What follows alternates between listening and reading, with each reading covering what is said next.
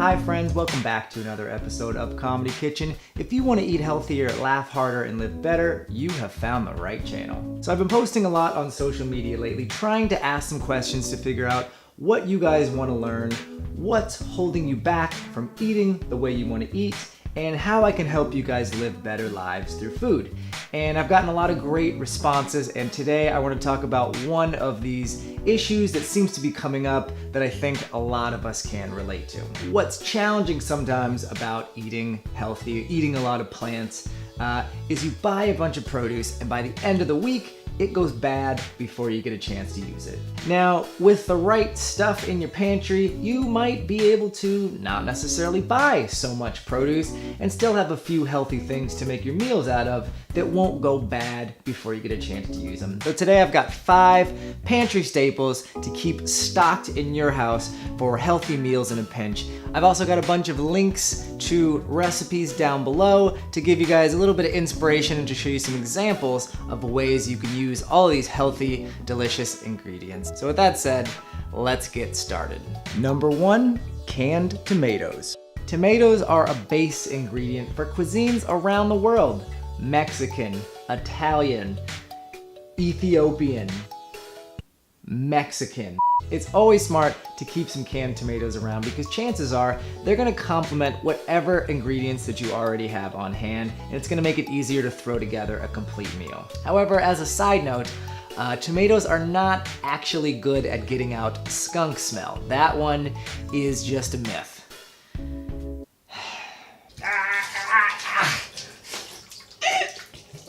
Okay.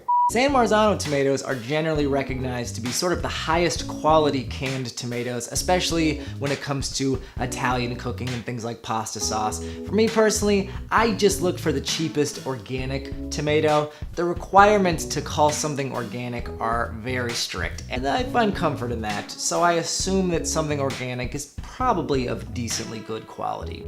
Number 2, winter squash. Winter squash is amazing because it lasts forever. It stays fresh on the counter for months. I feel like I've never had a winter squash go bad on me before I had a chance to eat it. I mean, have you ever seen a bad winter squash? That's a bad squash. Okay, yeah, that's a bad squash. Winter squash is very healthy, it's very filling, and it's really loaded with good stuff. Butternut squash, for example, is high in vitamin C and iron and potassium, and also fiber, which is really good at keeping you fuller for longer. Also, isn't butternut just like the cutest word for a vegetable? Butternut. Aww. Number 3, eggs. Eggs are amazing because they're the highest quality protein out there. They have a perfect amino acid profile and they keep in the fridge for weeks, even months. I mean, I'll use eggs well past the best by date all the time without any issue. Don't you judge me. A quick way to tell if an egg is good or bad is to use the float test. So if an egg sinks all the way to the bottom, it's a fresh egg. If it hangs out kind of in the middle, it's still good. And if it floats to the top, that's one bad egg. Hey, if you try this method at home, use #floater and no, you know what? Eggs are good for every meal of the day. Even at super fancy restaurants, they top everything with a fried egg. And if your eggs are bad, you can just throw them at cars or people or whatever. We're always going green here on Comedy Kitchen. Nothing goes to waste. This is the moment where I should get hit with an egg, but budget cuts. So, number 4, whole wheat bread. Here's the deal, sometimes you just need a sandwich. A sandwich sometimes kind of makes a meal out of things that otherwise aren't always quite cutting it on their own. Peanut butter straight from the jar, that's not a meal. Peanut butter sandwich, no, that's a meal.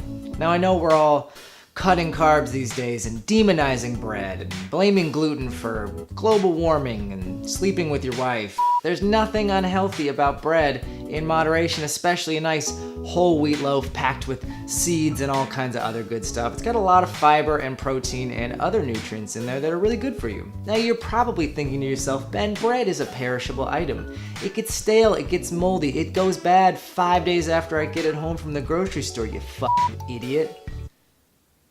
I have a simple hack to prevent this, right? So I take a loaf of bread and I keep it in the freezer.